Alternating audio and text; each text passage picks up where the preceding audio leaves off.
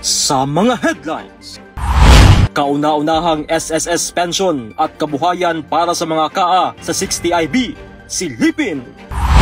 Armas at mga kagamitan ng NPA na diskubre ng mga kasundaluhan ng 1003rd Infantry Raptor Brigade. Labi ng isang nasawing NPA, maayos na inihatid ng 67IB sa naulilang kaanak. Sugatang NPA na iniwan ng mga kasamahan ni rescue ng 48IB. Turnover ceremony ng kindergarten classroom isinagawa.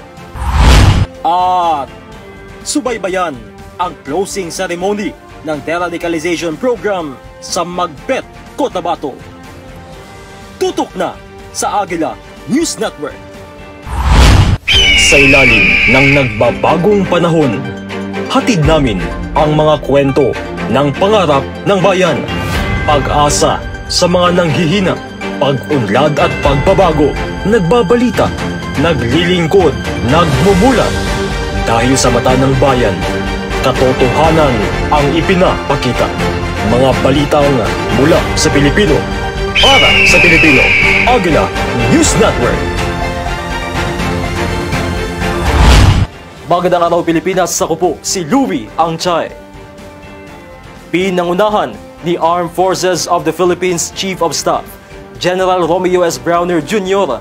ang downing of rank sa 8 newly promoted general, kasabay ang traditional DND-AFP New Year's Call. Kabilang sa mga na-promote ay si Commander 10th Infantry Aguila Division Philippine Army Major General Alan D. Hambala, ika-12 ng Enero sa Camp Aguinaldo, Quezon City. Tinalakay at sinuri rin ng mga military officials ang mga nagawang hakbang ng AFP sa pagpapatatag ng depensa ng bansa sa nakalipas na taon. Samantala, pinangunahan naman ni Army Commanding General Lieutenant General Roy M. Galido ang downing of rank sa 5 newly promoted general sa Headquarters Philippine Army, Fort Bonifacio, Taguig City noong 15 ng Enero. Kung saan kasabay din sa na-promote ay si Brigadier General Feby N. Lameres, ang kasulukuyang Assistant Division Commander ng Aguila Division. Ang downing of rank ay isang mahalagang tradisyon ng kasundaluhan kung saan kinikilala ang mga pambihirang tagumpay at kontribusyon ng mga opisyal sa kanilang military career. At muli, isang pagbati po mula sa mga officers, enlisted personnel at civilian human resource ng buong 10th Infantry Aguila Division Philippine Army. Congratulations, sirs, for the well-deserved promotion.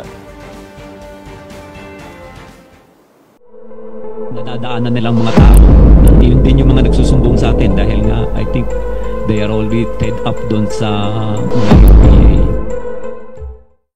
Na-recover ng mga kasundaluhan ng 1003rd Infantry Raptor Brigade Philippine Army ang mga high-powered firearms at war materials mula sa mga komunistang teroristang grupong New People's Army sa Bukidnon. Patuloy namang nananawagan ang 10th ID sa mga natitirang NPA members sa Bukidnon na bukas ang pintuan ng mga kasundaluhan sa muling pagbabalik loob nila sa pamahalaan. Narito ang report. 3 M16 rifle, 2 magazine, backpacks, medical paraphernalia, pagkain, damit at mga subversibong dokumento. Iilan lamang ito sa mga na-recover ng mga kasundaluhan ng 1003rd Infantry Raptor Brigade matapos ang naganap na engkwentro sa pagitan ng mga kasundaluhan at ng mga miyembro ng Sub-Regional Centro de Gravidad o SRSDG Pedler, North Central Mindanao Regional Committee, NCMRC, sa sitio Mahayahay, Barangay Kawayan, Quezon, Bukidnon, Biyernes ng hapon, noong 5 ng Enero ngayong taon. Ayon kay 1003rd Infantry Raptor Brigade Commander Brigadier General Marion T. Angkaw, puspusan ang isinagawang military operations matapos maibigay sa 10th ID ang probinsya ng Bukidnon na bahagi na ng area of operation nito noong Oktubre 2023. Nakasentro ngayon ang Raptor Brigade sa Bukidnon, partikular ang pagtugi sa Weekend Guerrilla Front 57 at ng SRSDG Pedler. Mula noong unang linggo ng Nobyembre 2023 hanggang ngayon, nakapagtala na ng 13 engkwentro ang kasundaluhan kontra SRSDG Pedler at 9 na mga armas na ang kanilang nakuha. 2 rito ay mula sa mag-asawang rebelde na sumuko. Opo, malaki po yung contribution yan kasi puros high-powered firearms yan. No? Makikita, karamihan M16, meron lang isang kwan dyan, AK-47. So, makikita na, no? Malaking kabawasan talaga sa kanila to.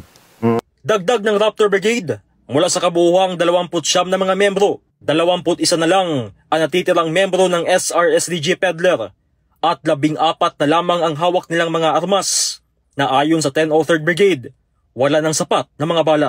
Basically, wala na rin halos silang gamit and yun nga, umaasa na lang sila dyan kumisan. Yung mga nadadaanan nilang mga tao, yun din yung mga nagsusumbong sa atin dahil nga I think they are already fed up doon sa mga NPA.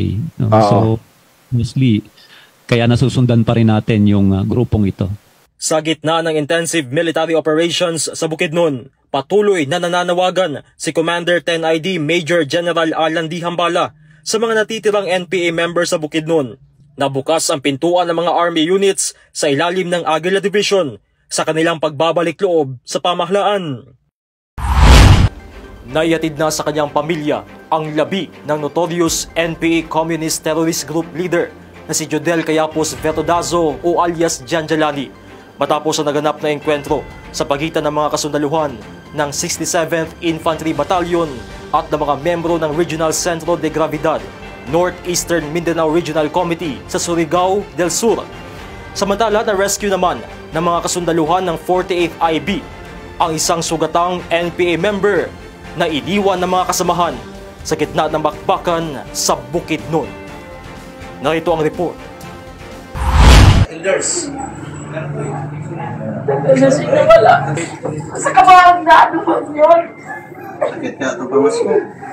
Emosyonal si Pablita Vertodazo Casanoza matapos masilayan sa kabaong ang kanyang kinumpirmang kapatid na si Jodel Cayapos Vertodazo o alias Jerby o Janjalani matapos maayos na inihatid ng mga kasundaluhan ng 67th Infantry Battalion ang labi ni Janjalani sa isang porenarya sa Tagbina, Surigao del Sur noong 27 ng Disyembre 2023. Si Janjalani, isang political officer ng Regional Centro de Gravidad, Northeastern Mindanao Regional Committee. Siya'y nasawi matapos ang 20 minutong bakbakan sa pagitan ng 67 IB at ng mga NPA sa Sitio Paradise, Barangay Santa Juana, Tagbina, Surigao del Sur sa kasagsagan pa ng selebrasyon ng mga armadong rebelde ng Communist Party of the Philippines Anniversary noong 26 ng Disyembre 2023. Matapos ang engkwentro, na-recover ng mga kasundaluhan ang isang R4 carbine rifle, isang M4 rifle at 3 telepono. Dahil sa insidente, binigyang linaw ng 701st Infantry Kagitingan Brigade ang naunang pahayag nito na hindi si Janjalani ang nasawi sa naganap na engkwentro noong 18 ng Nobyembre 2023 sa Sitio Latay, Barangay Marfil, Rosario, Agusan del Sur, kundi ito ay si alias Christian, membro ng parehong NPA unit. Alinsunod ito sa mga testimonya at isinagawang validation ng mga dating rebelde at ng kaanak ni Vertodazo. Ayon kay 67 IB Commander Lieutenant Colonel Edwin Pia, layunin ng grupo ni Janjalani na maghasik ng karahasan sa kasagsagan ng anibersaryo ng Communist Party of the Philippines sa nakaraang taon. Ang kanyang pagkamatay ay mag-udlot sa mga masasamang plano ng teroristang grupo laban sa ating mga kasundaluhan at sa ating mga mamamayan.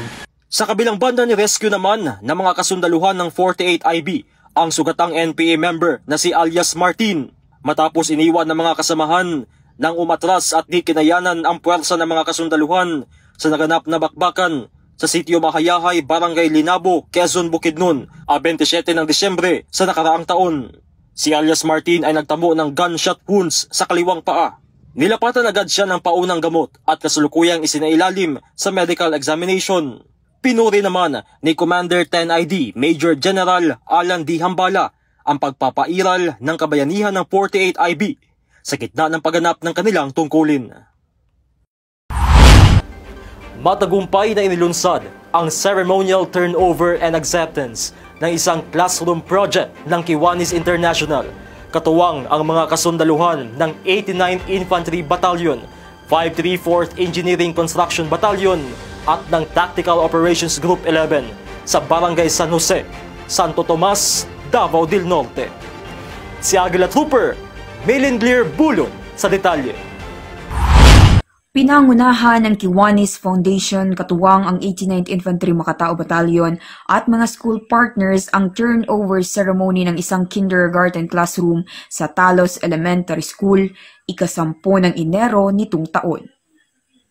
Pinangangasiwaan ni Miss Lorna Luigo, President ng Kiwanis International Club ang proyekto kasama ang iba't ibang Kiwanis Club, si Governor Hubahib, Vice Governor Uy, 89-5B, 534th Engineers, TOG 11, LGU Santo Tomas, San Jose Barangay Officials, IPMR at mga school heads sa Santo Tomas ang pagpapatayo ng nasabing classroom. Matatandaang sinimulan ito noong Agosto ng nakarang taon, katuwang 89-5B at 534th Engineers Battalion sa pagbaklas ng mga pinagtuping materials na nagsilbing classroom ng mga bata. Ngayong bagong taon, tugon sa isang hiling ang natupad ng tuluyan ng i-turnover ang isang conducive for learning na classroom na nakalaan para sa mga katutubong mag-aaral sa nasabing komunidad. Ito ay magsisilbing tahanan na magbibigay oportunidad at magiging legasiya ng mga tao sa likod nitong proyekto sa paghubog at pag-aalaga sa mga batang puno ng pangarap. Mula dito sa Santo Tomas, Davao del Norte, Melingler Bulod para sa Aguila News Network. Isinagawa ang graduation ceremony para sa mga former rebels na sumailalim sa deradicalization program sa Barangay Pangawaan, Magpet, Cotabato. Nakatanggap din sila ng cash assistance mula sa Office of the Provincial Social Welfare and Development. Silipin natin ang mga kaganapan sa report ni Aguila Trooper Jennifer Manay. Matatandaan na noong November 10 hanggang ika-25 matagumpay na nagtapos ang ating mga former rebels sa isinagawang deradicalization 2023 sa Barangay Pangawaan, Magpet, Cotabato. At ngayon, ang ating mga former rebels ay nakatanggap ng cash assistant hatid ng Provincial Social Welfare and Development Office o PSWDO sa ilalim ng ating Provincial Local Government Unit sa pamumuno ni Honorable Emilio Lala G. Talinio Mendoza, Governor ng Probinsya ng Cotabato, noong ika-3 ng Enero sa Provincial Capital, Amas, Kidapawan City. Ang mga former rebels ay nakatanggap ng tig 15,000 pesos. Ito ay upang magamit nila bilang panimula sa kanilang panibagong buhay at bilang gantimpala na din sa kanilang pagbalik loob sa ating gobyerno. Ang provincial government nagahin og pundo gayod para matagaan kini mga individual nga nibalik sa bakan sa balaod og pinasyal usab. That's why under the leadership of the Governor Emilio Lala J. Talinio Mendoza, naggahin og tag 15,000 pesos ang provincial government para matagaan kinig ayuda ang atong mga kaigsuonan na nibalik sa bakan sa balaod. Nagpasalamat mig dako tungod ni ini nga programa, nalingkawas mi, nawaas mi diya sa usa ka lisod nga kahimtang namo diya sa sulod sa revolusyonaryong kalihukan ug nabalik mi sa sabakan sa gobyerno, pinaagi sa hapsay ug maayo nga programa sa gobyerno no nga mabalik mi dinhi sa kanang sabakan sa balaod. Ngayong bagong taon, hiling nila na makabangon muli at harapin ang bagong pag-asa. Ako si Jennifer Manay para sa Aguila News Network. Kilalanin ang 3 personalidad mula sa 60th Infantry Battalion mula sa pagtataguyod ng pinakaunang SSS pension ng mga KA hanggang sa pagpapalago ng kanilang hanapbuhay sa ilalim ng asosasyon na DADKA at ang pagpapairal ng kapatawaran at pagkakaisa na matulungang makabalik sa normal ang mga former rebels sa komunidad. Narito ang report. Taong 2023 nang sinimulan ng paglagda ng Memorandum of Agreement sa pagitan ng Social Security System o SSS at 6 na mga munisipalidad sa Davao del Norte bilang contribution subsidy provider sa mga CAFGO Active Auxiliary o CAA ng buong 60th Infantry Mediator Battalion, Philippine Army sa bisa ng Municipal Peace and Order Council. Dahil dito inaasahang may matatanggap na pensyon ang mga KA sa 60IB kapag sila ay magre-retiro na. Base sa napagkasunduan, naglaan ng 575 pesos kada KA ang bawat partner municipality. Kaya para sa 33 taong gulang na si KA Efren Eusebio, malaking tulong ito sa kanyang pamilya balang araw. Ang impact anak sa mga sir is dako kayo. Baga high moral, no? Ganado na may mong trabaho kay insured na ka na, naka-insurance na nakaipaboton pag-abot sa panahon nga wala na ka sa serbisyo, umabot man jud panahon nga natay limit sa atong trabaho. So nanatay mapaabot nga benepisyo gikan sa SSS. So, kung hindi lang natin napapansin sa mga news, kadalasan ng mga enkwentro, kalakip dyan po ang KAFGU. Sila yung nag-guide sa ating mga kasundaluhan para maging mapayapa yung komunidad nila. So marami din mga KAFGU na namamatay, nasusugatan sa gera. Ang problema lang, wala masyadong naibibigay na benepisyo sa kanila. Hindi lamang sa usaping pensyon nakasentro ang 60IB sa pagpapalakas ng moral sa kanilang mga KA. Dahil binigyan pa sila ng pagkakataong maghanap buhay. Ito ang Davao del Norte, Agusan del Sur, Davao de Oro KAFGU Active Auxiliary Incorporated o DADKA. Mula sa pagpapalaki ng mga hito fingerlings at tilapia, pagtatanim ng mga talong at iba pang gulay, livestock racing, hanggang sa pagpapatayo ng mga merchandising store, ay nabuhayan ang estadong pang-ekonomiya ng mga KA. Kini nga pamaagi, dako jud kay ni siya matabang labi na isgutanan pinansyal sa ilahang pagserbisyo o kampante sila sa ilang pagserbisyo tungod kay na sila madawat bugti sa ilahang pag-suporta sa atong mga programa sa AFP. At 31 ng Marso taong 2022, matatandaan na sumuko ang NPA Guerrilla Front 3 Secretary na si Maximo Catarata alias Dato Makatindog sa kamay ng 60IB. Si Makatindog ay kilalang NPA leader dahil sa mga serye ng bakbakan na kinabibilangan nito kontra sa puwersa ng Philippine Army. At sa kanyang pagbabalik loob sa pamahalaan ay kinaharap niya ang mahigit 40 kasong nakasampa sa kanya. Pero dahil sa kampanya ng 60IB na matulungang makabalik ng normal ang mga former rebels sa komunidad, ay naibaba na lang sa 4 ang kaso ni Dato Makatindog. Wapo nga muari na sila kay magtabangay putmi. Ang trabaho, karang mga trabaho dito nga alagad sa katawhan, tabang tagtrabaho diri, hindi mo trabaho ta alagad sa katawhan nga diri na ta, no? Makikinabangay ta sa mga politiko, mga sundalo, mga army o PNP. Kasi alam naman natin na kahit yung mataas na leader na si Dato Makatindog, isa rin yung biktima sa paglilinlang ng NPA. Kasi kagaya din siya sa ibang mga NPA recruits na nilinlang lang sa mga ideology nila. Kaya naintindihan din namin kahit marami din siyang napatay na mga kasamahan natin sundalo, handa tayo magpapatawad para lang sa pangalan ng kapayapaan.